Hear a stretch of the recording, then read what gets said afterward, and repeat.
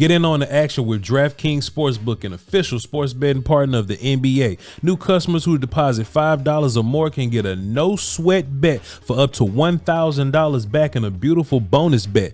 Basketball comes on every night, almost every other night. You can find something that you could play some of that bonus bet money on. Download the DraftKings Sportsbook app now and use code VOCH, V-O-C-H, VOCH. New customers can get a no-sweat bet up to $1,000 if your first bet loses. Okay, only on DraftKings Sportsbook with code VOCH, V-O-C-H, VOCH. The crown is yours. And we're back at it again. Another beautiful Friday. Bryan Broaddus, Voch Lombardi. We're here. Y'all know how to find me. This is my show. But Bryan Broaddus on 105.3 The Fan, on DallasCowboys.com, The Draft Show, and Bryan, B-R-Y-N Broaddus on Twitter, and Love of the Star podcast with Bobby Bell. Shouts out to Bobby Bell. Well, what's going on with you, Bryan? Not much, sir. Glad to be with you, man. I tell you what, it's getting around the corner here to where we'll be picking some players. Cowboys free agency. If you're so inclined to follow along with Voch on that, he'll tell you that they probably haven't done a whole hell of a lot right now. And hey, man, so Voch has got to figure out a way to get. He's got to figure out the way to get some players here. So this is the best way to do it right now. Just talk about the things that you can control, and that's an NFL draft. So. Always great to be with you on a Friday, sir. I don't get too riled up about it too bad because I know that they're going to go on a run in a couple of weeks and sign a bunch of players that we forgot about. Sure. Like, oh, okay, we got Bakhtiari for $38. Oh, we got this hurt player that's good, but I forgot. Oh, well, J.K. Dobbins actually, averaged 5 yards a carry, but he never been healthy. They're going to make a little run like that, and it's going to go back to normal. But we got wide receivers. Go ahead. Yeah. No, man. I tell you what. I'm good with you right now. I love the draft myself. Even though I was in pro personnel for all those years with the Cowboys, and we had we got a couple of guys here and there. They let us have Leroy Glover one time in our life. That was pretty fun. But I love this draft. So yeah, we'll just keep plowing along here, and eventually we'll be talking about guys that they didn't have to pay any money for right now. They just selected them, and now they're part of the team. Speaking of free agency, Bryan, the more I knew you were going this. No. Watch this, because I'm a pro. How you gonna pivot out of this? Speaking of free agency, Bryan, I think it becomes even more important that the Cowboys attempt to be somewhat aggressive in free agency. I'll tell you why. Yeah, these wide receivers, Bryan, they stretch. They stretch. Yeah. Oh, they'll stretch. It's some round one dudes. There's some round two guys. And I'm way down. I'm like, man, where does Brendan Rice fit? And I'm looking like, where does Baker fit? Where's Worthy McMillan going to be? Like, where are these guys going to be? And, we talked about this a couple of weeks ago. The Cowboys may not be seeking a wide receiver. But what I don't want to do is I don't want to get to round 3, and I don't know if we'll have a 4 by then, right? But I don't want this blinking light at wide receiver. Like, man, we really about to pass up on this character that wasn't supposed to be there, but he's there. I don't want a blinking light at wide receiver, but we're pigeonholed in the linebacker, or we're pigeonholed into center or something like that. You know what I mean? Yeah. So I would love, I understand what people are saying with the whole Tyron Smith thing, but at least if you got Tyron Smith, you got an all-pro, and you can at least just mark off left tackle for this year, at least. You know what I mean? Bryan, where are you at, when we're building these boards? Like, do you up the urgency when you're going to sign free agents because you don't want to be held hostage in the draft like that? Man, I tell you what, you act like you've done this a long time in your life, and that's exactly what you go through when you're sitting in that room. Like I mentioned on the pro personnel side of things, I always try to have a list of guys. I said, listen, I'm with you guys. I live with this football team. I understand what our needs are. I understand we're not very good here. Let me give you some options. Let me give you some guys that we can maybe go sign. Let me see if I can maybe make it a little bit easier. This draft right here, with the way that things are going, and you're right, maybe we've got a couple of weeks before the actual draft, and maybe they'll sign some guys that kind of make things a little bit easier for them. Sure. But on the current path they're on right now, this is all about every pick they make. You and I are going to analyze it, and we're going to say they had to have a linebacker. Mm-hmm. They had to have a tackle. They had to have a center. They had to, there's really not a lot of flexibility when you don't play in free agency.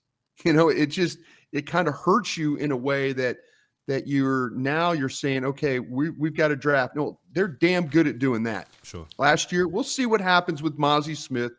I've been on some platforms. I talked to some people over there. They're going to try and get Mozzie's weight back on him, and they're going to try and play him at one technique. Mm-hmm. That's what they're going to try and do. We'll see. Luke Schoonmaker, I told you need to block better. I need you to block better at the point of attack if I'm going to run the football. We'll see what happens. Overshown, man, we've seen what happens with these guys that come back from knee injuries. About week 10, they start playing like a Pro Bowl player.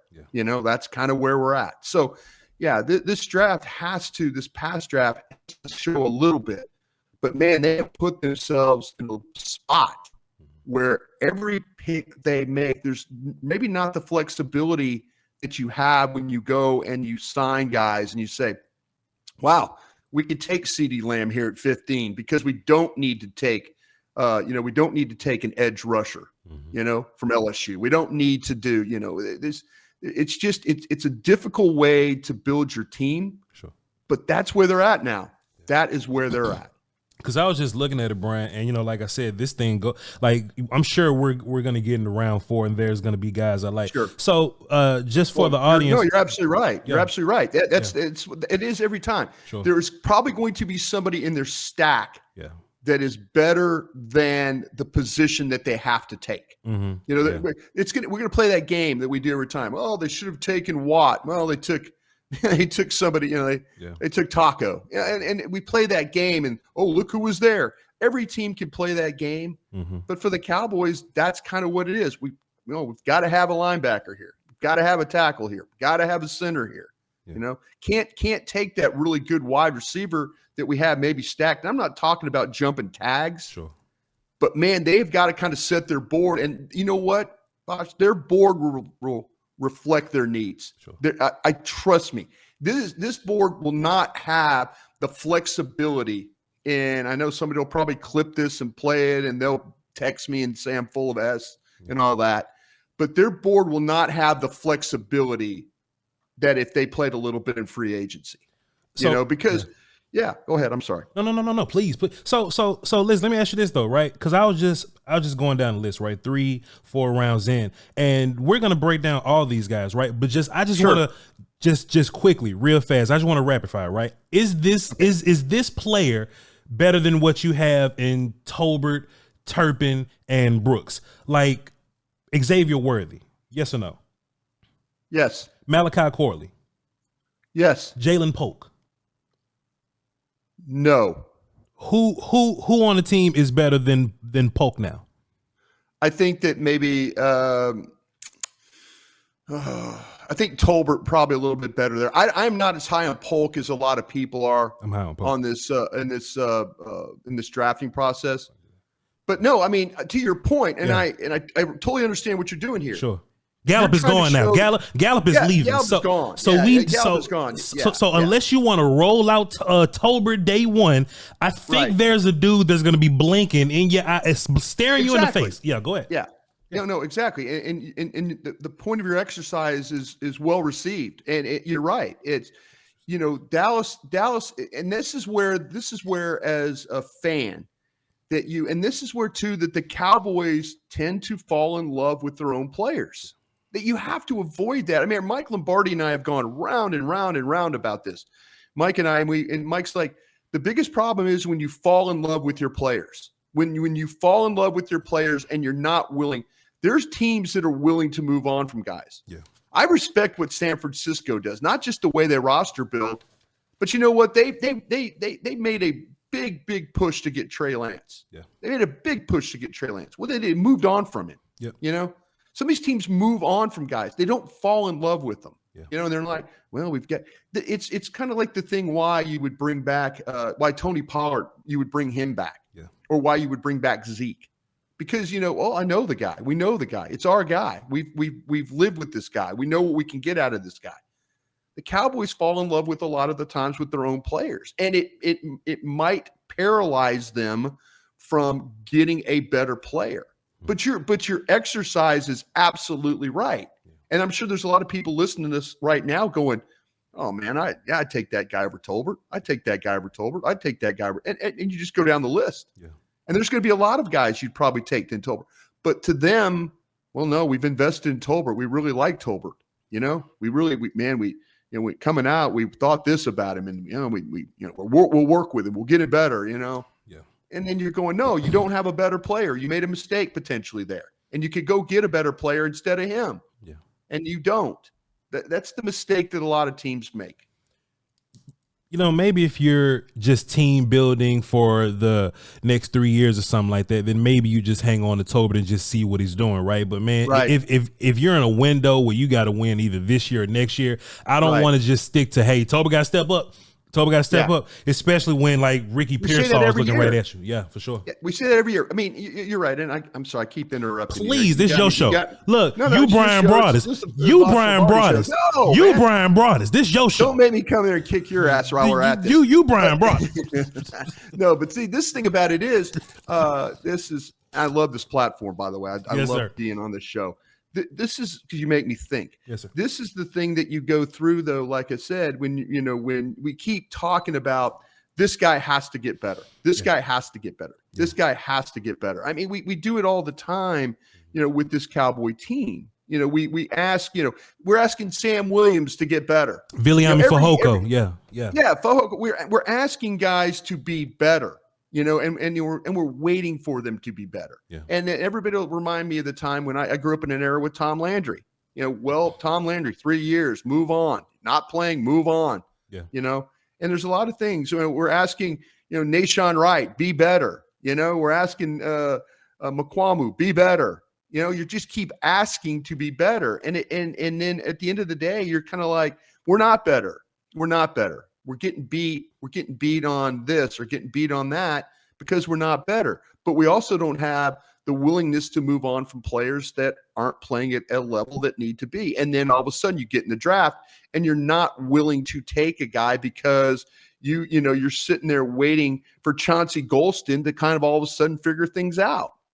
That's the sad thing about sometimes with team building, that you get so paralyzed and locked in on waiting for guys to get better, and then they don't, and then you wonder what happened. What happened to those 3-4 years? Yeah. Yeah. It's tough. It's tough business, man. It's tough business, but all we can do is keep on working at it, Brian. We don't run the team. If we ran the team, we win the Super Bowl this year. But we don't run. Man, I had my day in the sun. You could take over that team. Like I said, they didn't like my opinions too much about things. But then again, I wasn't always right either. So they probably did what they had to do. That's why I'm doing radio with you right now.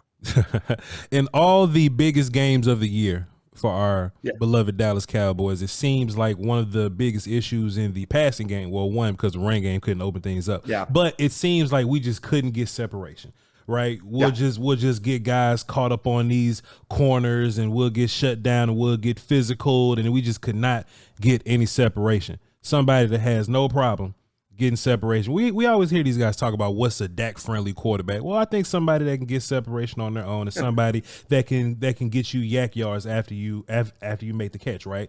And what I love about what we do, Brian, we live in this gauntlet of, hey, you better do your homework, because if you're speaking publicly, we're gonna figure out who you really are, right? And if you look at Ladd McConkey, you can probably make an assumption, and you could probably be lazy, but that'll be totally different from what his film really is.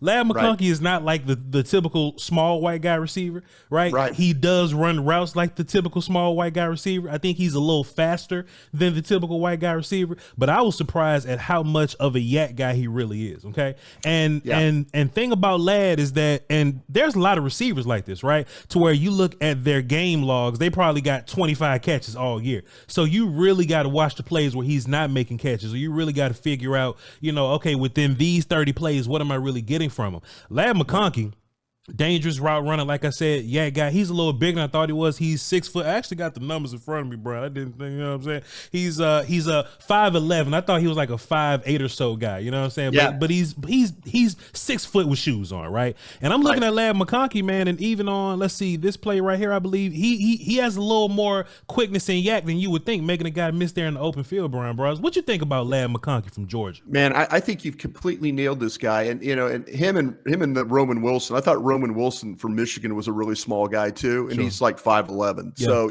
I was like, whoa, looks kind of tiny on tape. The thing with Ladd McConkey is that you watch him, he runs all the routes. And right here, we were kind of looking at some stuff that he's done with like running the outs, the speed outs, the things like that. His ability to catch the ball coming across the middle of the field, though, too, is pretty impressive. He'll take the ball in traffic. He's got exceptional hands. Mm-hmm. You watch him play, he catches the ball, he secures the ball, and now he's up the field. And I think you've got him completely nailed about him. You can't sleep on his ability to catch the football and then the run after catch. Right here, watch the guy miss in space right there. Boom, that's a great job right there. Now make another guy miss and now find a way to extend the ball to get to the goal line. Mm-hmm. That's the type of player he is. I mean, he's played in a bunch of huge games in his career. He's delivered in a bunch of huge games in his career. And you could be a little lazy about him and say, oh, well, he's the typical possession white guy receiver. No, that's not the case with this guy. This guy's got some wiggle. He's got some shake. He's got the ability to make people miss. He catches the ball well. He's a finisher. All those great things about him. Yeah, there was some floating around. He's like a Hunter Renfrow type of character. I think he's so much better than Hunter Renfrow. And Hunter Renfrow is a damn good player. I'd love to have Hunter Renfrow on the Dallas Cowboys, but he is a much better player than Hunter Renfrow. He's more of a like Doug Baldwin. You know what I mean? Like Doug was that. Hey, find the ball, get the ball. I can see it if it's over my shoulder, but then I got a little bit of yakkabilly at the end. I just don't want to paint him in that box or whatever, right? But Brian, you got him like as a second round guy. He's probably like second round guy. Yeah. And that's the thing about it is that, when you start to comparing guys, Coleman from Florida State, Mitchell from Texas, Corley is a guy that I really, really love. And McConkey's right there, so I have him in that mix of guys that I feel like are really, really good playmakers. Yeah.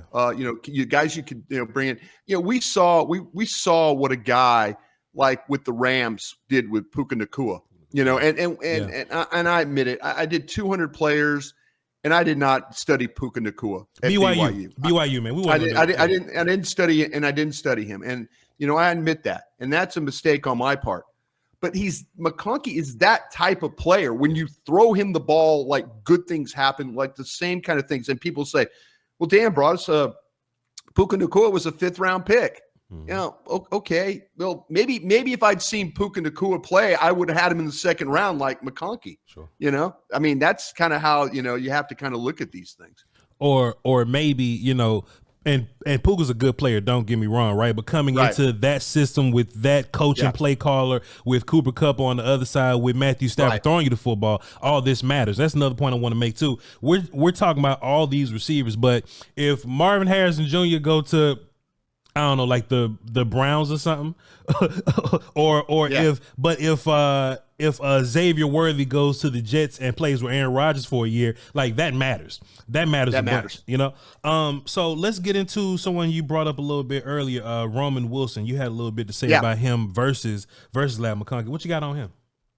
Yeah, the thing I like about a little bit about Roman Wilson is that now we're talking again about the guys that are playmakers, the guys that, when you catch the ball, and there's a reason why J.J. McCarthy and a lot of people really like J.J. McCarthy, and they watch the tape of him and they're like going, oh, wow, this guy's a pretty good quarterback here. Mm-hmm. But you wonder, okay, well, why? Why is he a good quarterback? Well, he's got guys like Roman Wilson, and he's played, the majority of his career, but really, really, played the majority of his career at Michigan, but really, really came onto the scene his senior season. Mm-hmm. And he was a major factor why Michigan won the national championship. I mean, you look at the Alabama game, he made several plays in that game to secure the victory. I was expecting, like I said, a much smaller guy when you watch his tape, but the way that he plays, he'll make his share of contested catches, and he'll also run away from the defenders. He'll find space in the open field. He's impressive with the run after catch when the ball is hands, and he finds ways to finish. And I love the way he catches the ball on the move, or he'll contort his body in order to bring it down. But when he's playing on the move, he is super reliable when they throw him the football. And I think there's some good things, some good traits about that. I love his route running ability too. There's some sharpness to it. Mm-hmm. Now, some people might worry about defensive backs walking up on him, but he does have some escapability. He's 5'11", he's 185 pounds. And if you also dig a little deeper on him, he's got some special teams value to him as a returner. But thought he was a really fun player to study. I know he was at the Senior Bowl and all that stuff like that, and everybody was kind of talking about him, and I didn't know a whole lot about him. But when you do throw on those tapes, especially the games, the playoff games, the national championship games, you know who Roman Wilson is. Big speed, faster than I thought he was, right? Yeah, way faster than I thought he was, and he's a little thicker than he looks on. Like he does. He's got a little bit of a running back build to him. He sure does. So Bryan Broaddus, Segway Jones. I was just about to ask you, sir, because there's going to be a couple of players on this wide receiver list that do a bunch of backfield things, right? He's probably going to be one of those. I don't want to call him like a Danny Whitehead type character because I don't think he's going to play that much running back. But I do see him as a character that, okay, he's occupying slot as a wide receiver, but I could see him catching a bunch of passes out of the backfield, getting him in open space, and letting him use that 4-4-4-3. Now whatever he ran, let him use that thing, that burst that he does, right? Just let him be a little wiggly dude, and he even got a little bit of power on the back end of his run, I guess because he's moving so fast or whatever, but he has some of that on the back end of his run. But let me ask you this, Brian, I'm gonna do this at least 10 more times a day, right? Why is Roman Wilson not ranked as high as Ladd McConkey? Why? I think the thing about it is when to me, and it's a really fair question, because I feel like that we've seen Ladd McConkey do this like throughout his career, and maybe more with Roman Wilson, it was just for the senior season that he played. You know, when you watch with McConkey, he's one of those guys that I mentioned. There's a lot of games with him and the games that he's played, and you know the big games, and we're just starting to see it with Roman Wilson, the big game player as well. But maybe he hasn't. Maybe he has had the exposure that, say, Ladd McConkey has had himself. So that's when you kind of look at that. You say there's a little bit of a bigger sample size of the player, but they're really, I mean, if you said, who would you rather have, you know, kind of a thing, maybe you could get some people to go, you know, with Roman Wilson on this. You know, I don't have him as close as that. Sure. I just think, though, to me, it's because of, it's a little bit because I think I have a little bit better exposure of what the kid at Georgia is as opposed to the kid at Michigan. But man, they both are big game players. I think Ladd is a much better route runner, and I think his hands are so much like Ladd has great hands. He don't drop nothing.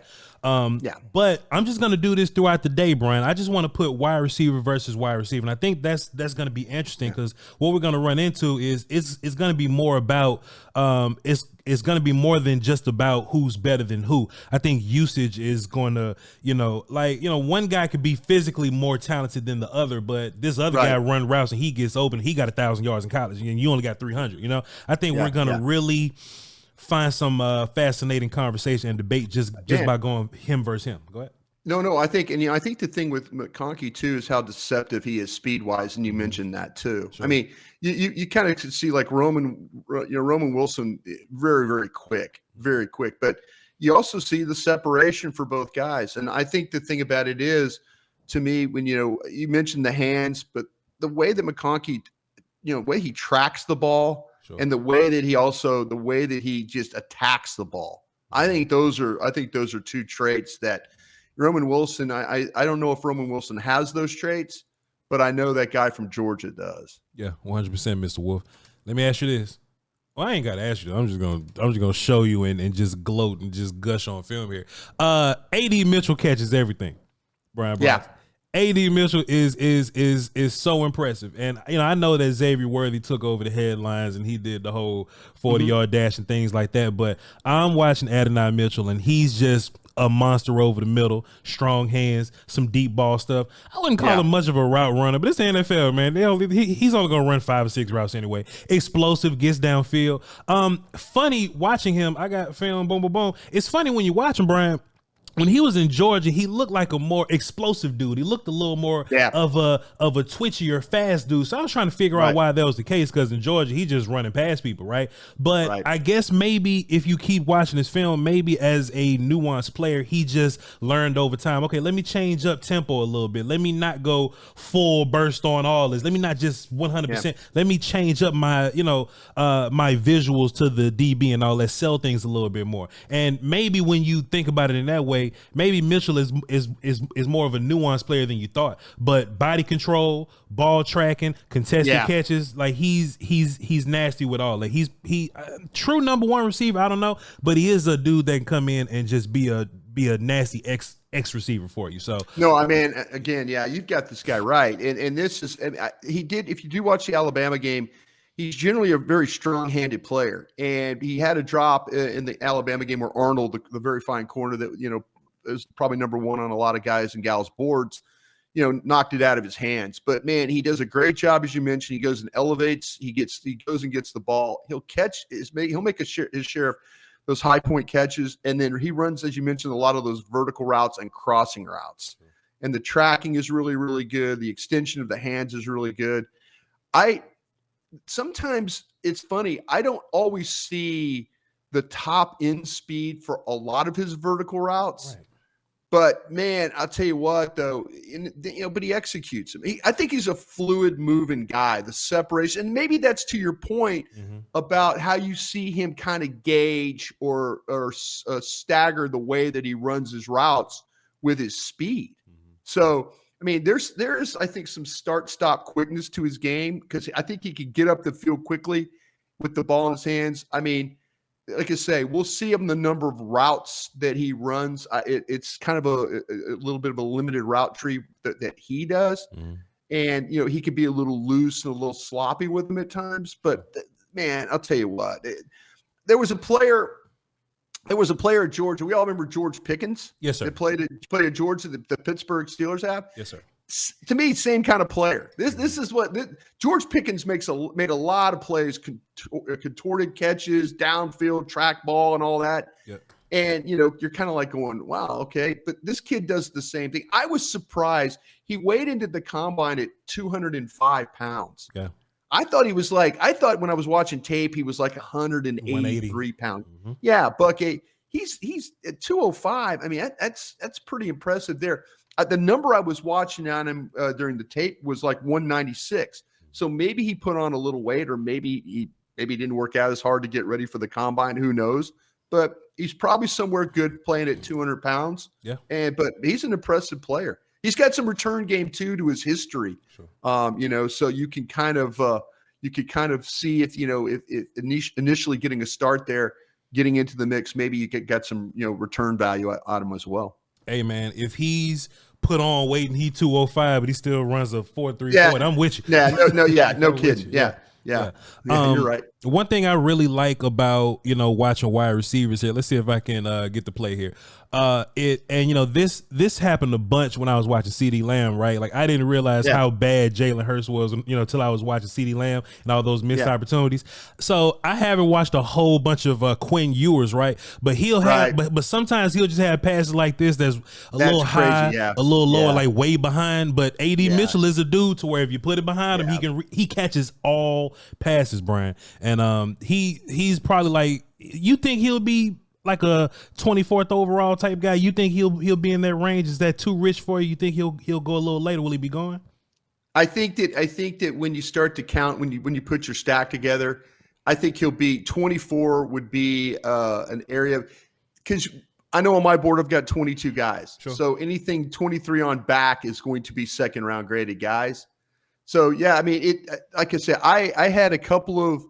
Let's see who I had ahead of him. The only player I had ahead of him was Coleman from Florida State. Sure. So Neighbors, Harrison, Odunze, Thomas from LSU, and then Coleman Mitchell. That would be my top six guys right there. So yeah, I mean, to me on my stack, it would be Coleman then Mitchell is how I would have it.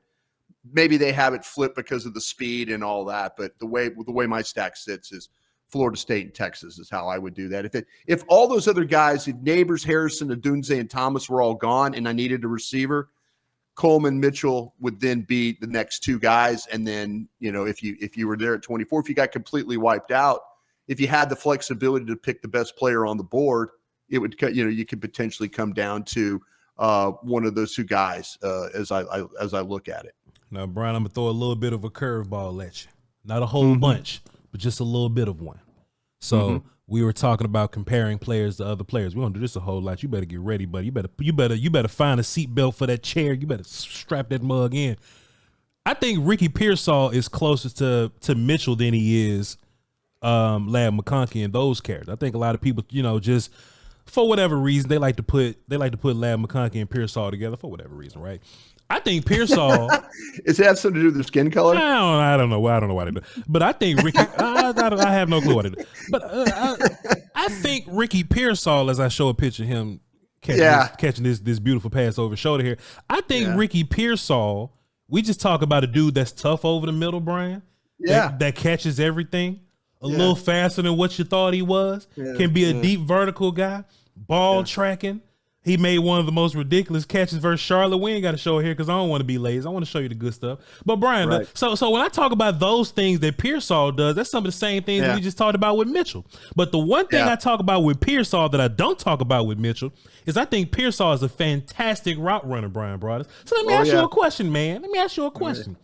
Yeah. Why are we ranking AD Mitchell way higher than Ricky Pearsall? I'm just asking questions, Bryan Broaddus, because Ricky Pearsall has something in his tool. Look at this contested catch that AD Mitchell would make just like Ricky Pearsall made just like this. But Pearsall got that route running in his tool belt that Mitchell does not. So why we rank Pearsall under Mitchell in that way, Bryan Broaddus? They run similar 40s. Mitchell's a little faster. They're both similar sizes. Mitchell's about 1.5 inches, maybe just a 1/2 inch taller than Pearsall here, Brian. What's the business here? Why we look at Mitchell way better than Ricky Pearsall? Yeah, it's a fair question. You damn right. And it's when you start to stack, you have to think about what these guys bring. And to me, I don't have a great answer for that, because to me, when you go through, and I go through my notes, this kid was a transfer from Arizona State. He has gotten better every year he's played college football. He's got some natural separation to him. He's a creative route runner, as you mentioned. He finds ways to get open with quickness and speed. He makes sharp cuts. He can get a defender off balance. He'll take his routes anywhere. This sounds like a guy that should be right in the consideration with Coleman and everybody else, right? I'm trying to find out. Yeah. But see, that's me. It's one of those things where you when you go back and you put your stack together, you will look, and this is a totally fair question, because you'll look and you're like, and you'll say, why is this guy not higher on your board? Why is this guy not high? Because you can play this guy in the slot, you can play him outside. The coaches work to get him the ball in his hands. He runs reverses. He's successful. He's a high IQ player. He finds space. He works the middle of the field. You've now presented an interesting case. You've presented an interesting case that why isn't Ricky Pearsall considered one of the top wide receivers in the stack? Sure. Why is he down there with, why is he behind, say, a Worthy or Leggett or Franklin? A lot of people like Franklin. I don't. To me, my whole thing is the way I would have it was McConkey, Worthy, and then Pearsall. Those would be my guys. That's how I would have them ranked on my thing. But the problem is, I see McConkey more late 2, and then Pearsall more early 3 than that. Now, the thing with Worthy, this might be the one that you question yourself, because that's a 165-pound player right there. Yeah. That's an explosive player. But who's likely to have the better career? It could be Pearsall. Yeah. He does everything you want in a receiver, but we don't have, when I do my stack, and you start to think about, do I really think that Pearsall is not better than Worthy? That's what you got. Now you're saying, oh, well, Worthy ran this. And yeah, I've seen guys run before and have, production, but Pearsall should be a lot higher on all our boards. Yeah. He should be. You're not wrong. I can't sit there and say, because everything that I just told you, everything that I just read in my notes was just as good as McConkey and just as good as Worthy.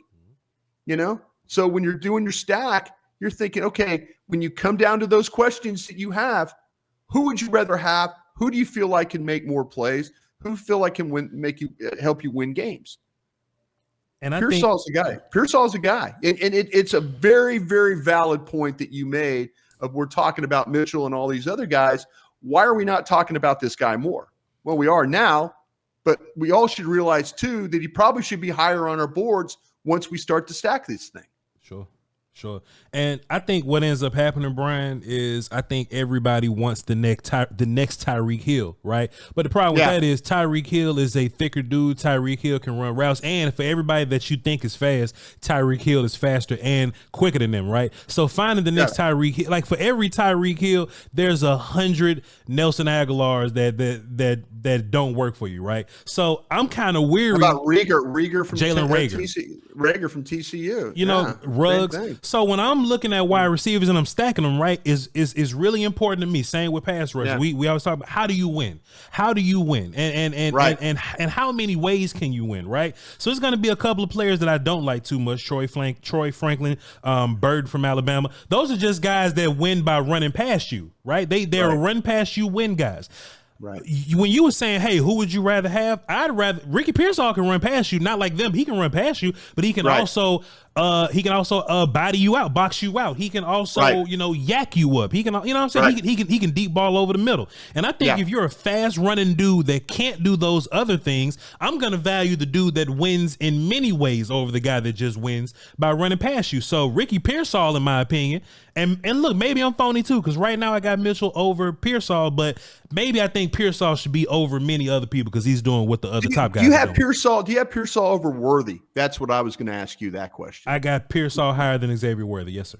Okay, good for you. See, because to me, and at 5'11", 165, and my son Bennett goes to school at Texas, and Bennett knows all these players. He watches his teams. I mean, he's immersed in this thing.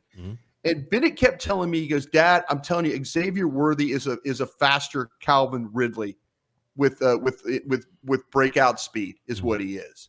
And I'm sitting there thinking, hey, let me see what he's got. But see, that's where you start to think the wow plays. And maybe that's why people would like Worthy over Pearsall. You see plays, you see really good plays, but do you see the wow plays, in open space? I mean, this guy's a natural playmaker.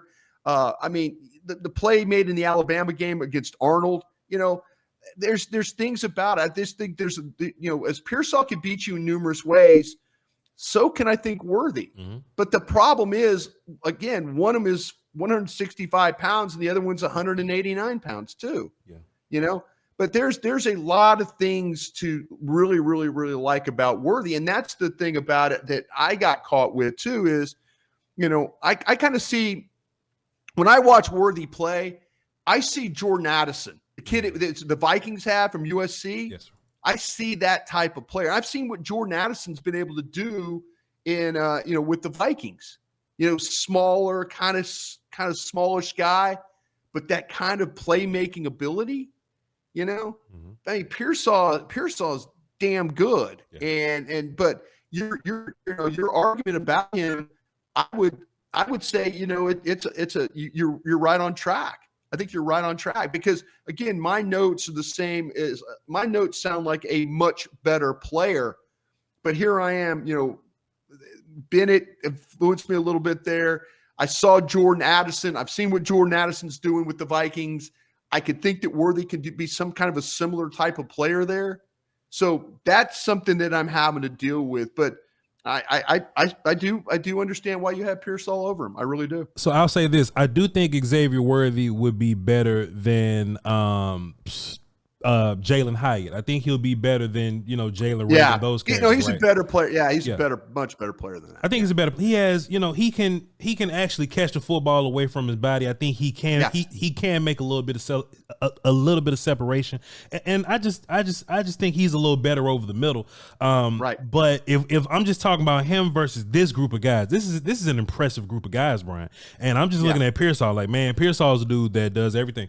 He does every single thing. You're not wrong. No, you're not wrong there. And this is where when you stack it, and you start to see is your board, maybe you have a fault. And I'm talking about myself. Sure. When you go back and you really, if you take the legal pad and you run a line down the middle of it, give me this guy. Yeah. Yeah. And which one would you really, really rather have? And I think they're both outstanding players. But Pearsall does need more consideration, and I guarantee you they're going to run this tape back next year when he's playing, and they're going to say, Voch was right about that Pearsall guy. And I will 100% agree with them on that. Pearsall is going to mess around and go to like Houston or some, or Kansas City with some monster of a quarterback, and this is going to be a great big mess for everybody, man. And when you thought Puka Nacua was good, wait till you see this cat play. Let's come together as a group, Bryan Broaddus. Shake my hand real quick. Let's come together as a group and explain to the people why we don't like Troy Franklin. Because I agree with you, right? And there's a lot of people that's trying to sell me on Troy Franklin. But as much as I just said about Xavier Worthy and all the other dudes that just run past people, I think Troy Franklin is a run past people guy. But I don't think he wins a lot on his own. I think his system kind of makes him get a bunch of catches. And I also think he's the reason why he missed a bunch of catches, because he had the most drops out of anybody I'm watching right now. And he just doesn't seem like a very tough player over the middle. I'm sorry, Troy Franklin, if you're very tough. I just don't see it on your film necessarily. Maybe you'll go to the Jags and make tough catches. I just don't see him making tough catches like that. He doesn't attack the football in the air, in my personal opinion. I think he lets the ball get to his body just a little bit. And I think as soon as you put hands on him, because I like Yak, but I don't count Yak. If nobody's around and you getting yards at the catch, that don't count. But can you make somebody miss, or can you run through somebody, right? I think if you just pluck him with your middle finger, I think he'll just fall over. So I'm not a big Troy Franklin guy. Yeah, I think I think you got him nailed on this one. The thing that you have to respect about him, again, he's a 6'2", he's a 176-pound player. And they throw the ball up for him. I mean, it's just flat run by Nix, just throws it up, and you just run past guys and all that. And so he does have elite speed that way. The thing about him is, you're right. I just feel like that because of his slight frame, and you're going to have to respect his speed. But to respect his speed, I would get up on him and knock him around so he can't run. You give him free access in a route, he'll find a way to kill you. I mean, that's just who he is. But he's going to have to win off the line of scrimmage to keep corners who want to disrupt him from ruining his game. And I think that that's a big thing for me, because I think that he's going to have to initially kind of play some in the slot, and we'll see how that plays out for him as well. Where he can have what we say a two-way go, where he can, in the slot, you can kind of run and use the whole field. On the outside, you generally kind of corners know how to use the boundary and stuff against you.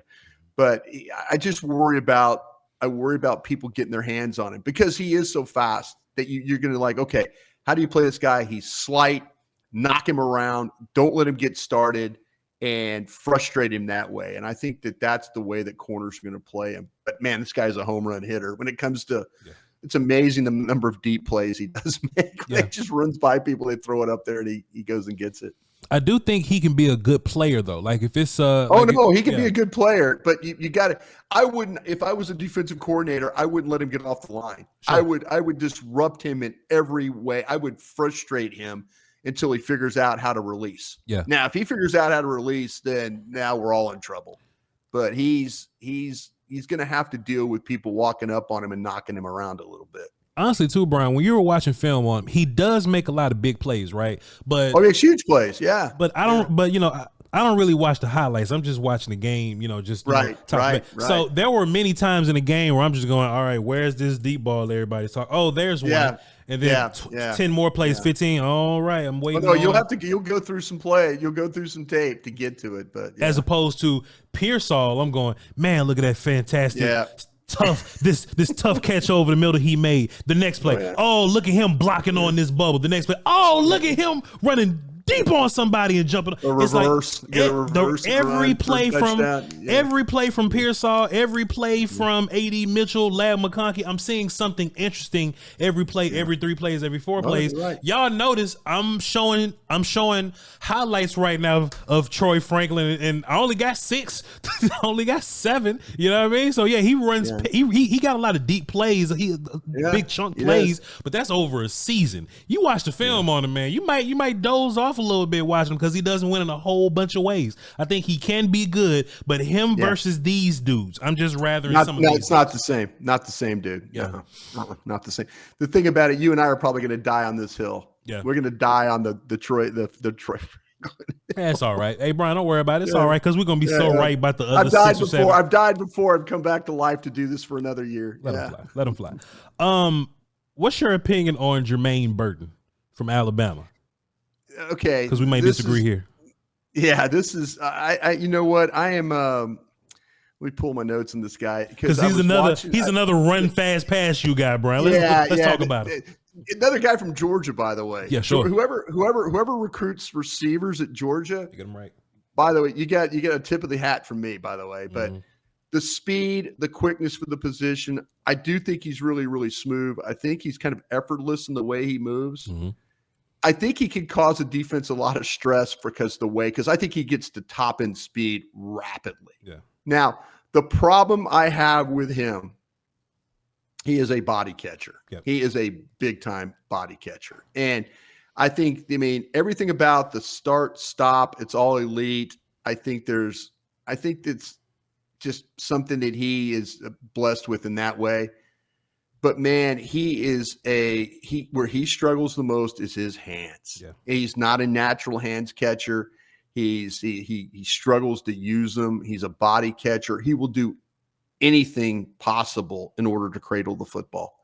His deep catches are comfortable because he's able to run under the ball. Sure. And that's where his speed really helps him.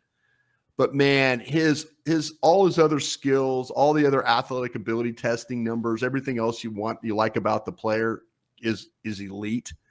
The problem is his hands are so inconsistent. And man, that would scare me with a guy like that. That's always, we've lived it here if you're a Dallas Cowboys fan, we've lived it through the Terrence Williams and then even some to the extent of Michael Gallup. You know how that affects when you're starting to run routes and, you need to make that catch and you're having to contort your body in order to make the catch. So I'm going to let somebody else be a hero with Jermaine Burton myself. Yeah. And honestly, I think there's a chance for Jermaine Burton to be a little better than Franklin because quickness. I like quickness, right? And when you have quickness, you can pair that with route running and yak stuff, right? But the problem is we just can't come out and say that because Troy Franklin had 1,100 yards last year or something like that. Yeah. And, and Jermaine Burton's out here with his 400 maybe possibly. Yeah. So there's not a lot of production, but hey, what you do in college it does not have to be what you do. Did you see a guy? Did you think he has better hands? I kept seeing him trying to cradle the ball, like routes were like cradling and some double catching. And I don't know how real confident he is. Yeah. Maybe it's a tape I grabbed, but I was expecting, like I say, I was expecting a different type of player. He can flat go. Sure. He can run. There's that's not an issue. The quickness, and he does. He's pretty smooth. The routes. I just don't think he trusts his hands, and we'll see. Maybe if he develops them, and then he's going to be way ahead of the game in that regard. I think they both have challenges catching the ball, but I think that Troy is more of a focus drop guy. Like he's trying to get going so fast. Concentration drops. The ball will just bounce off his hands to where you are right with Burton. Everything is either a body catch, a drop, or you don't really see the spectacular catchability with him. So Brian, let me ask you a question. You got Ricky Pearsall higher than Burton? Oh yeah. No, hey, You've exposed a weakness in my board in the wide receiver stack. And hey, I got a lot of days. It's amazing what you forced me to do with that Pearsall exercise that we just did. Is all right. Now read the notes with the guys around him. Sure. And and some days you have, and this is not an excuse. Some days you're really good evaluating these guys. You're fresh, you're ready to go. And other days you're tired and you're like, okay, I'm getting through this guy. But everything you said about Pearsall is true. Everything my notes even said that. And you're like, okay, when you start to stack and you put them in there, like on my board, I'm looking at like, okay, why this guy, why that guy? And you exposed a hole in my board that way. And I'm sure there's some others once I sit down and say, okay, this player 38, player 39, player 40, that's where you have to go back and read the notes and say, okay, Brian, you saw this player better than. So, yes, I appreciate today I got something out of this show.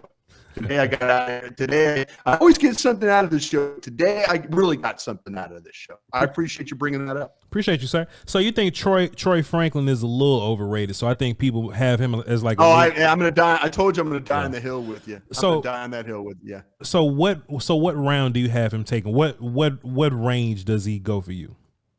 He's a 3rd round player for me. Troy Franklin's a 3rd round player. Okay, cool. Would you rather have Troy Franklin or let's go Jaylen McMillan?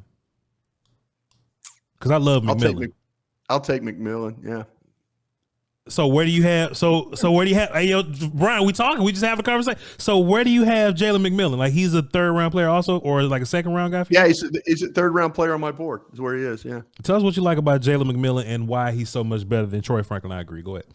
Well, I mean, okay, to me, like I said, there's all these receivers on this board, and in McMillan, I was trying to the Washington receivers. Okay, we totally all agree with Odunze and what he can do. Sure. But the thing with McMillan, I think he's a polished player. Mm-hmm. I do. I think he's the type of the guy that can carry the routes. I think he's especially good when he can work across the middle of the field. I think he finds ways to get open. I think there's plenty of snaps. You see him, he's waiting for the ball by himself. I mean, the hands, I think there's some reliability to him. I think there's some consistency to him.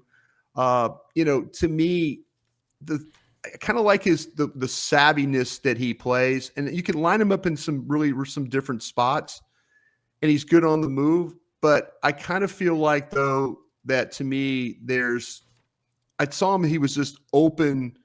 I wonder how he gets so open, and I wonder if that was some scheme stuff that they were able to do with him and all that. And I worried a little bit about if him in coverage and things like that. There's some people that have told me, I had some scout buddies tell me they think this guy's Rashid Rice that from SMU that Kansas City has. Sure. He's got some of that ability to his game.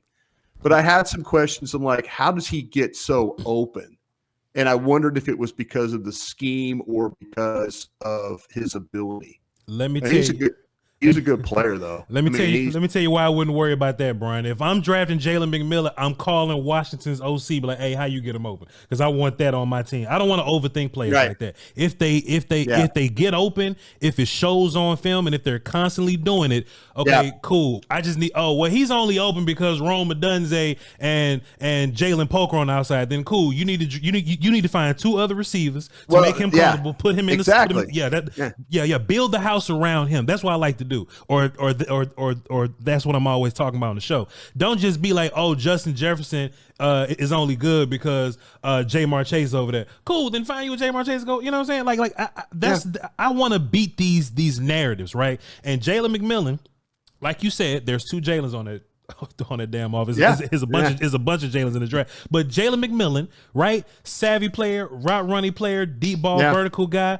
Yak dude. I like Yak guys, 10-inch hands. You don't really see him dropping a whole bunch, fumbling with the football. Not at all. No. Catches out his hand. And even if you do see the weird left-handed high ball that you may get from the quarterback there, Jaylen McMillan is a dude that can pull the ball down wherever he is. Plus he was once a wide receiver 1 on that team, and then he easily transitioned into a more nickel guy. So he's a dude that can play all over the formation. I'm looking at Jaylen McMillan, man. I'm like, hey, production, all this, wide receiver 1, you know what I'm saying? Yeah. All put it all together. Route runners, guy. I like all these things. Big play dude. What are we doing here? Why we got Jaylen McMillan ranked way down there? Let me ask you a question, Brian, just away from the draft, right? How far do you push dudes? Do you push guys down the draft just because that group is so big, right? Like, oh, we just can't say all these dudes are just wide receiver 2s. We got to make this dude a wide receiver 3 because we got so many, second round. What happens to you on your board? And Parcells used to say this all the time. Mm-hmm. He goes, "Dan, we got them stacked in there like club sandwiches." Sure, is what we do. And so, it's not because you're trying to have balance in the round, but when you start to talk about these players, I mean, you just mentioned. You mentioned all these guys, like we mentioned Pearsall, McMillan, McConkey, Mitchell, all these guys. Shit, you could have. Oh, sorry, I didn't mean to do that. Nah, but, shit. Shit. You're right. Shit. Go ahead. Yeah. Cool. Okay, I'm sorry. No, but you could have 12 second round guys if you wanted to. Right. You really, really could. So now you're trying to figure out. Okay, give me, say, the 6 best. Give me the 6 best. Give me this, who the next group? Who's the next group? And you try and kind of put them in. This is the tough thing for a lot of people is, I mean, you're bringing up excellent points about McMillan and Polk and Pearsall and Franklin and all these people. And then you start to think, okay, who would I rather have? But we can honestly, in this particular draft, you could have 12 guys in the second round that you like. That's and, you're not window dress. I mean, you're saying, well, you always say, Bross, don't window dress your board. But, if you want to put 12 guys in the second round, that's your board. Put 12 guys in the second round. But you also have to, teams look at this and they go, okay, let's put our best 6. Who are our best 6? Who is our next best 6? Who are our next best? And because the deepest part of this board or of everything we're doing is the position we're talking about today. By far. We're talking about guys like 3rd, 4th, 5th round guys that could very well be, could be 2nd, 3rd round guys on some people's boards. I mean, that's not a problem. It's a good thing that all these receivers are out there. But man, I think you got to find like, okay, in this round, I mean, because you can honestly, you could put 12 guys in the second round and sit there, best player on my board, receiver, best player on my board, receiver, best player on my board, receiver. I mean, it sounds like you're window dressing your board or not window dressing your board, but you got to find some balance there. You have to find some balance. Like, okay, who are the guys I'd absolutely take? Every one of these guys, when we went through it, you mentioned Pearsall.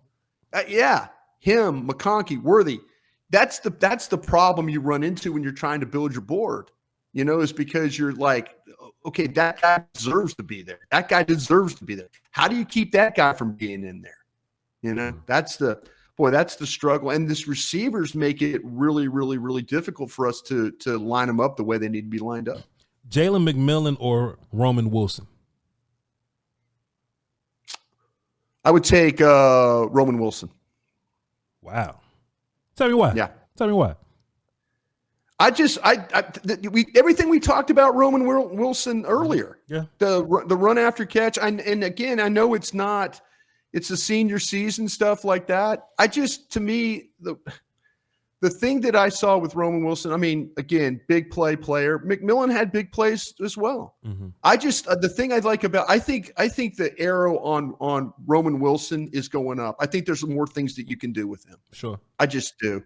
And slot, outside, return game, all that stuff. I think there's just a little bit more that you could do, but you're right. Run after catch, going and getting the football, and I even brought it up about Roman Wilson. I think that, it's senior year. I think Roman Wilson's best football's ahead of him. Sure. I really did. Sure. That's why I would have him higher. Maybe I just have a feeling. Not much. Yeah. You like McMillan. You have McMillan in the second round then? Is that what you're trying to do to me here today? Late second, early third, possibly. I just think in this versus in particular, I think Roman Wilson can be really good depending on who's calling plays for him, who's scheming, and who's throwing to him. I think Jaylen McMillan is versatile enough to be natural with whoever calls. Yeah. Sure. Yeah. But okay, cool. But it's a small little disagreement there. There's a big disagreement on the way, but it's fine. We'll just hang tight. Jaylen McMillan or Malachi Corley? Corley. Tell me what you like about Malachi Corley. I'm about to put some film up. The thing about, let me get to Corley here on my notes in. Okay, here's another one of these guys. And again, now you're talking about a guy from a smaller school. You're a Western Kentucky guy, right? So you're watching play. I watched him at Ohio State, Louisiana Tech, Florida Atlantic competition and all that. This guy was originally a cornerback and shifted to wide receiver. I think he's got elite athletic skills. I think the movement. I think he's one of this guy might be one of the best receivers that I've seen. Yeah. Might be. And but it comes to run after catch. Yeah. He is a nightmare to bring down in the open field. He's got running back power with receiver elusiveness. His balance, his vision, he's going to punish defenders. His running style, his hands are top shelf. He's outstanding when it comes to snatching the ball on the move from his body, large catch radius with those hands. The instincts as a route runner. He'll carry routes. Doesn't matter what's called. He's going to make these plays. I love the way he's built. I love him. He's 5'11". He's 215 pounds. I think he might need a little work on some of the route stuff that he's going to have to do, but the overall skills are just solid in the area. There are finer points to his games he can work on, but man, I don't see him being held back at all from getting even better. Like I say, 5'11", 215, run after catch. There's a lot of things I really, really like about this kid. Brian, I'm a sucker for a yak guy, man. You said that about Brian. I don't care if he can't run routes, because honestly, I don't think he's all that great of a route runner. And if you watch how they use him, it's a lot of reverses, it's a lot of bubbles, it's a lot of slants.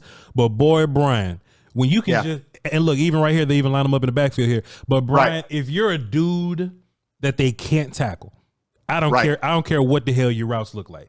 You know, me and you talked about this a couple of weeks ago. If you look at how the Eagles use Brown, right? They take AJ Brown. They only run 3 routes with him. they run slants, they run bubbles, a little drag route or something, then they run deep with him. That's all they do. I don't want to be the guy that looks at Malachi Corley and be like, well, he can't. What's his route tree look like? Well, what's gonna happen with this, man? Look, you teach that dude. No, you gotta teach him. Just let him do whatever he's good at, and just let him just not get tackled by dudes. I actually tweeted yesterday, I wonder how many teams look at him as just a running back. Right. And you know, how many teams look at him like, okay, we can just put him in the backfield and just let him fly. And somebody told me that he was a running back before, and then he ended up being a wide receiver, whatever. But he was a cornerback. He was a cornerback initially, and then they made him a wide receiver. But he's just too powerful. I mean, look at this. Look at this play. Yeah. I mean, he's stopped there. They've got him on the goal line. They've got him at the 2-yard line right there, and he just kind of puts his head down and gets in there. I just think that, to me, there's just so much to like just running through people right there. Man. I the physicality he plays with, I think he catches the ball well enough. I mean, we've seen what players that have the versatility. We just watch the 49ers. Just watch what they do with their guys and how they, the 49ers will end up with this guy. Watch. And the next thing you know, or a team that has some creativity with the way that they call plays, this kid will be there. And you'll have to compete against him. I'm just so impressed with this dude, and I can only imagine that once he gets in the league, I'm sure that that we got another 5 or 8 pounds to put on to make him a little bit thicker. He's just going to turn into a force. Brian, where do you draft a dude like this? Where do you draft a not good route? Yeah, I don't want to say he's a bad route runner. He just don't run a whole bunch of them, right? But where do you draft this guy who maybe he needs to refine his route running? I would say he needs to refine a little bit, but just I don't see people talking about McMillan. Malachi McConkey. Well, no, you don't see people talking about Corley. Malachi Corley. I don't see people talking about him as like you better get him in day 2 or something like that.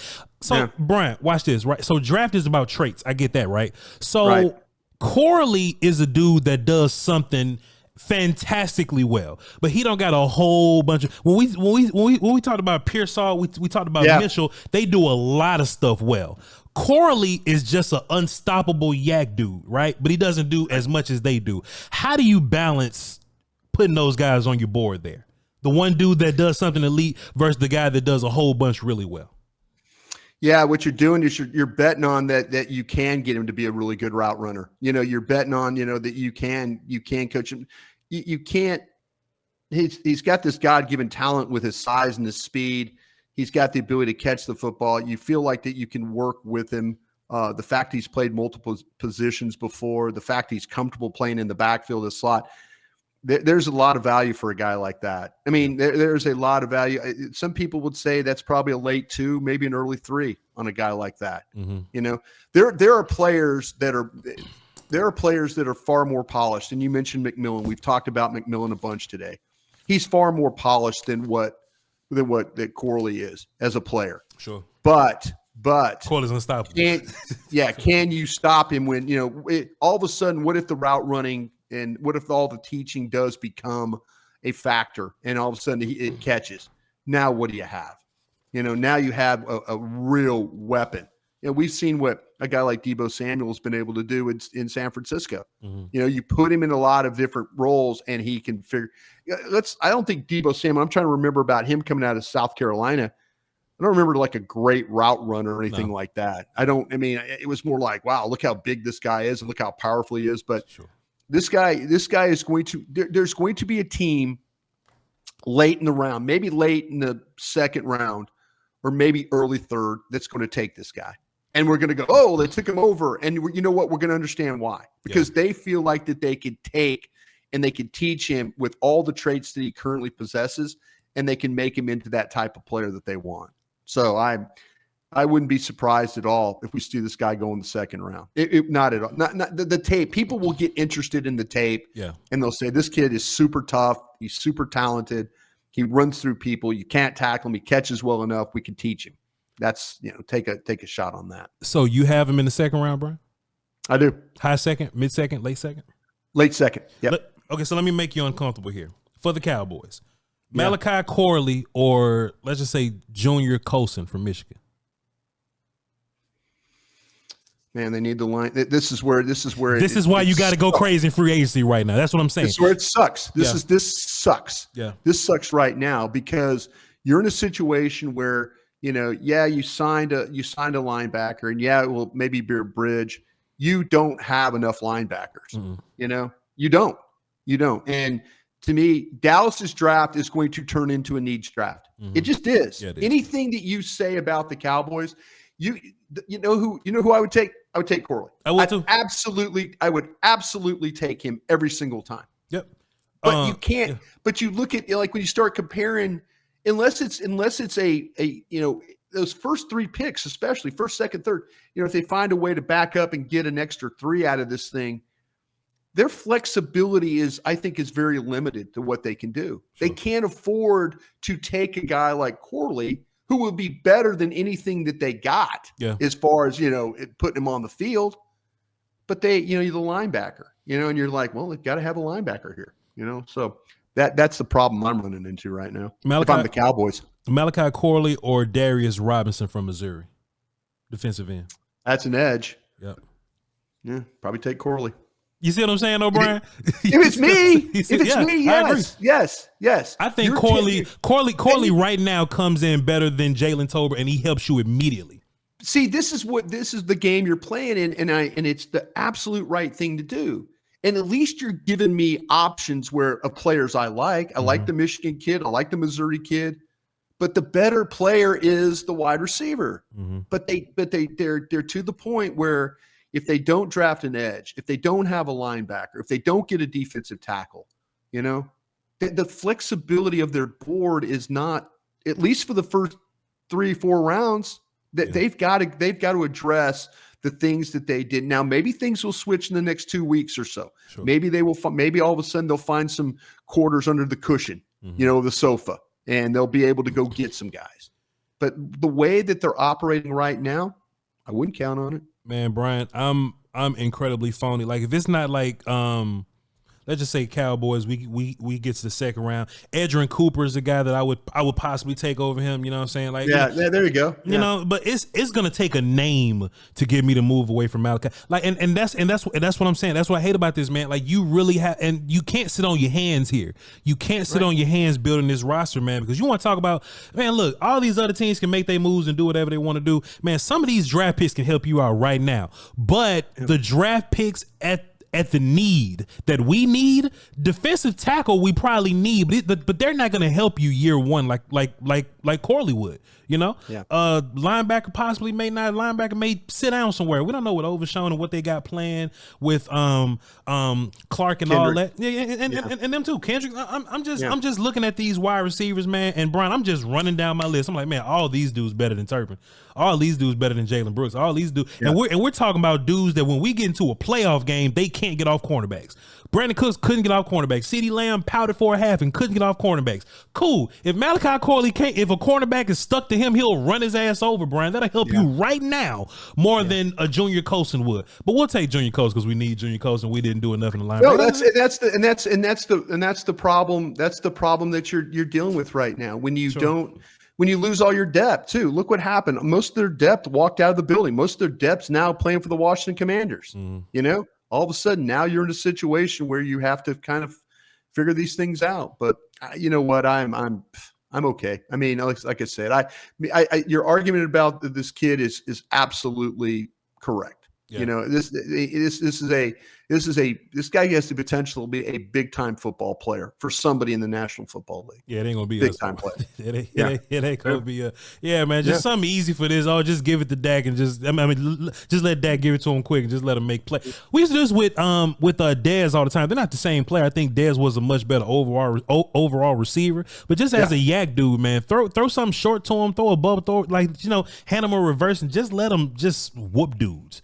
Just let him whoop dudes, Brian. This guy's looking to run over people as a receiver. I mean, he's looking like we saw down the clip he played down there against Ohio State. Yeah. Ohio State's got him at the 2-yard line, and he just says, "No, you're not stopping me at the 2 today."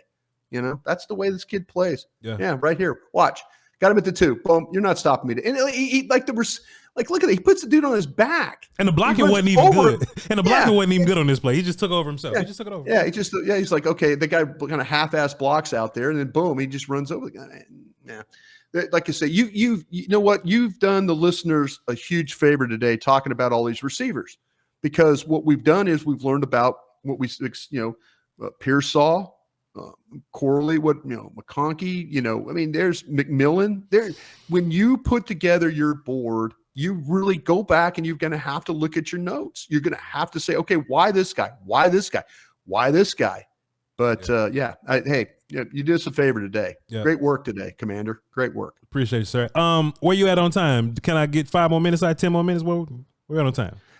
I've got to be on another podcast. All right, cool. I'll get you up out of here, man. Because I was about to try to convince you that who do you got? Who do you got? Malachi Corley or Keon Coleman. Both yak guys, both big play guys. Both. I got Coleman. I got Coleman higher. I got Coleman a little higher. One day we're gonna get on here and talk about. Okay, how about let's do a part 2 on wide receiver next week. It's just so many wide receivers. Okay, that's cool. I mean, I'm happy to. Yeah. I'm sorry. I got Love of the Star. I got to work on next. It's all good, man. Bobby's gonna give me some time today after your podcast to do some work. So but man, Brian, but this was fun though. This was fun. And look, there's a reason. Man, you were an absolute B word today, is what you were. You gotta do what you gotta do. You were an absolute B word. You gotta do what you gotta do. But wide receiver kept getting pushed back because there was so many characters. There was so many wide receivers. And look, we got more. The North Carolina kid. It's so deep. Yeah. Walker, North Carolina. No, there's a lot of there's a lot of things we could get into. Absolutely. Yeah. We'll do it next week. We'll do it next week. Bryan Broaddus, thank you so much for being the OG. Thank you, boss. Appreciate you, man. Yes, sir. Voch Lombardi everywhere. BRYN Broaddus Love the Star podcast that he's about to go do. Y'all go watch that when it comes out. Draft Show and 105.3 The Fan. G-Bag Nation 2 to 7. Appreciate y'all. Bryan Broaddus, thank you, sir. Y'all hold it down. Until next time. Salute.